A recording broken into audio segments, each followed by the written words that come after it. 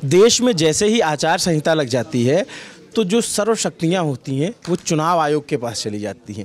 आचार संहिता लगने के बाद राज्यों की जो शक्तियाँ होती हैं, पुलिस को ट्रांसफ़र करने का, अधिकारियों को ट्रांसफ़र पोस्टिंग करने का, ये सब चुनाव आयोग के पास चला जाता है। और चुनाव आयोग ने लोकसभा चुनाव की तारीखों के ऐलान के बाद बड़ी कार्रवाई की है। और बड़ी से भी जो शब्द इस्तेमाल किया जा सकता है वो कहते हैं बहुत बड़ी कार्रवाई की है। वो कार्रवाई इसलिए बड़ी है क्योंकि 6 राज्यों के गृह सचिव को हटा दिया है, एक राज्य के डीजीपी को हटा दिया है। और ये संदेश देने की कोशिश है कि हम जो है वो निष्पक्ष चुनाव चाहते हैं। इस कड़ी में जो जिन 6 राज्यों के गृह सचिवों को हटाया गया है उसमें गुजरात के गृह सचिव पंकज जोशी, उत्तर प्रदेश के गृह सचिव संजय प्रसाद, झारखंड के गृह सचिव अरवा राजकमल, बिहार के अपर मुख्य सचिव और गृह सचिव एस सिद्धार्थ, हिमाचल के गृह सचिव अभिषेक जैन, उत्तराखंड के गृह सचिव शैलेश बागोली को। और इसमें आप देखेंगे तो जब मैं नाम ले रहा हूँ तो लगभग हर पार्टी वाले शासित राज्य हैं। जैसे यूपी, गुजरात में बीजेपी की सरकार है, झारखंड में कांग्रेस और जेएमएम की गठबंधन की सरकार है, बिहार में इस समय जेडीयू और बीजेपी के गठबंधन की सरकार है, हिमाचल में कांग्रेस की सरकार है, उत्तराखंड में बीजेपी की सरकार है। इसके अलावा जो एक बहुत प्रमुख नाम है वो बंगाल के डीजीपी राजीव कुमार को हटाया है। और हटाने के साथ साथ जो है एक कमेंट जो किया है चुनाव आयोग की तरफ से, वो बहुत ही स्पेसिफिक जो लाइन उन्होंने कही वो ये कि उसमें मैं आपको पढ़ के बताता हूँ कि Shri Rajeev Kumar IPS director general and inspector general of police West Bengal be shifted to non election related post with immediate effect. ये चुनाव आयोग ने आदेश दिया है वहाँ के जो चीफ सेक्रेटरी हैं बीपी गोपालिका को। तो ये कार्रवाई क्यों की गई और जो अधिकारी जिनको उनके तैनाती से हटाए गए, जैसे यूपी में संजय प्रसाद को हटाया गया। संजय प्रसाद उत्तर प्रदेश में ताकतवर अधिकारी माने जाते हैं, उनके पास होम डिपार्टमेंट और उसके अलावा वो एसीएस सीएम भी हैं, सीएम के। तो इनको हटाने का जो अभी अफसर हटाए गए, उनकी हटाने की सबसे बड़ी वजह जो बताई गई वो ये कि ये मुख्यमंत्री के कार्यालय में भी जो दोहरे प्रभार पे थे, इस वजह से कि इनकी सीएम से उस राज्य के नज़दीकी ना हो और चुनाव प्रभावित ना हो, इस वजह से इन लोगों को हटाया गया है। महाराष्ट्र में जो मुख्य सचिव से नाराज़गी जताते हुए अतिरिक्त उपायुक्त और उपायुक्त को हटा दिया है। इन अधिकारियों का ट्रांसफ़र किया गया है। जो मुंबई, एक सेकंड में एक जानकारी और है मुंबई से जुड़ी हुई भी, वहाँ के जो गृह आयुक्त इकबाल सिंह चहल और अतिरिक्त आयुक्त और उपायुक्तों को हटा दिया है। ये सिर्फ इसलिए कि इनके ये चुनाव प्रभावित न करे। पंकज जोशी जो गुजरात के चीफ होम सेक्रेटरी थे, इनके अलावा एसीएस के अलावा जो सीएमओ के एसीएस थे, ये यानी सीएमओ मुख्यमंत्री को भी रिपोर्ट कर रहे थे। तो ये 2000 जो पंकज जोशी हैं वो 1989 बैच के आईएएस अधिकारी हैं। झारखंड के जो अधिकारी अरवा राजकमल हैं उनको भी हटाया। वो 5 मार्च 2024 की उनकी पोस्टिंग हुई थी, 2008 बैच के आईएएस हैं। इनके पास मुख्यमंत्री के अलावा जो है और भी कई सारे विभाग थे, इस वजह से।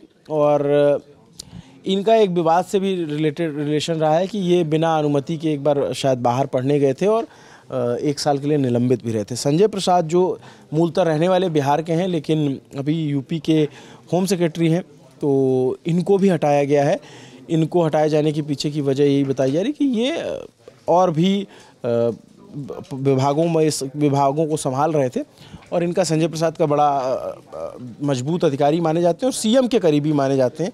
इस वजह से चुनाव आयोग ने यहाँ पे भी निष्पक्षता दिखाते हुए कार्रवाई की है। शैलेश बागोली जो 2002 बैच के आईएएस हैं, उनके पास गृह विभाग के अलावा कारागार विभाग भी था, तो इसलिए इनको भी हटा दिया।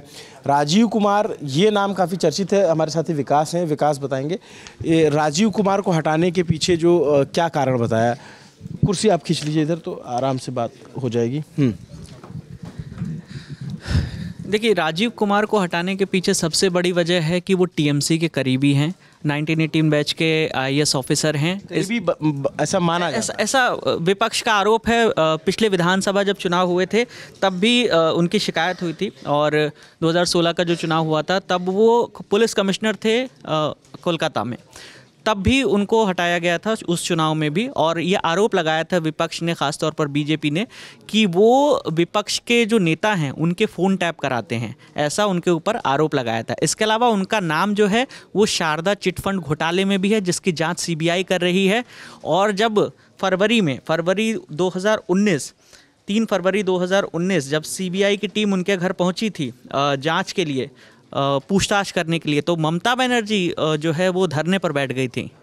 ममता बनर्जी उन्हीं को लेकर धरने पर बैठी थी। फिर उसमें रात में धरने पे बैठी थी, वो बड़ी खबर बनी। फिर वो सुप्रीम कोर्ट का दखल हुआ था, उसके बाद जो है उनको वहाँ से ये उनको हटाया गया था। अच्छा, तो इसके अलावा जब इनको हटाया गया तो टीएमसी ने इस पर आपत्ति भी जताई है उन्होंने कहा कि बीजेपी सेंट्रल एजेंसियों का इस्तेमाल करके उनको अपने कब्जे में लेना चाहती है, इस वजह से। और इधर शिंदे सरकार ने भी अपील की थी कि इकबाल सिंह चहल को ना हटाया जाए। तो ये अपने आप में एक बड़ी कार्रवाई है, और ब्यूरोक्रेसी में जो काफ़ी दखल होता है, जिनके ऊपर सारा जिम्मा होता है चुनाव कराने का, आखिरकार आदेश तो चुनाव आयोग अधिकारियों को ही देता है और अधिकारी ही उन तक उसको अमल में लाते हैं।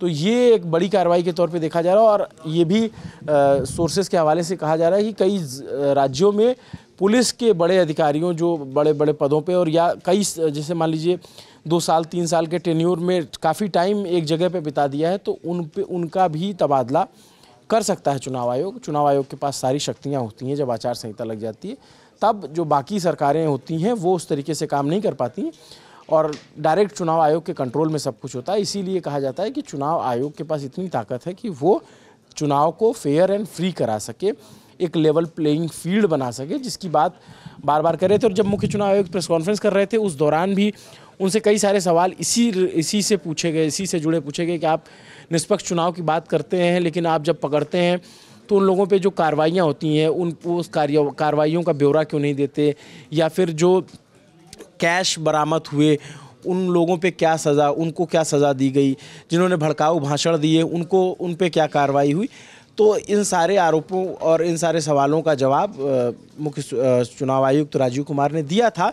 बहुत सारे लोग उस जवाब से असंतुष्ट भी थे और बहुत सारे लोग संतुष्ट भी हुए। ईवीएम पे भी उन्होंने अच्छा खासा जवाब दिया था। एक शायरी, खुद अधूरी ख्वाहिशों वाली एक अपनी खुद स्वरचित शायरी सुनाई, बोला कि हमने रात में ही ये शायरी लिखी थी। लेकिन ये ज़रूरी सवाल था कि आप चुनाव निष्पक्ष कैसे कराएंगे। तो अब ये जो कार्रवाई हुई है इसको हर कोई अपने अपने तरीके से देख रहा है। जिस राज्य में जिसकी सरकार है वो उसके पक्ष में नहीं है इस कार्रवाई के। जाहिर सी बात है कि हर कोई चाहता है कि उनके जो विश्वस्त अधिकारी रहें वो ही काम करें, तो उनका काम आसानी से होता है। लेकिन चुनाव आयोग ने एक बड़ा चाबुक, एक बड़ा हंटर चलाया है। इस पूरी खबर पे आपका क्या सोचना है? चुनाव आयोग के इस वर्किंग पर क्या सोचना है आपका? कमेंट करके ज़रूर बताइए। मेरा नाम अभिनव पांडे है, मेरे साथ कैमरे पे मेरे साथी विकास हैं, और कैमरे के पीछे आलिश और आलोक दोनों मेहनत कर रहे हैं। देखते रहिए दी ललन टॉप। शुक्रिया।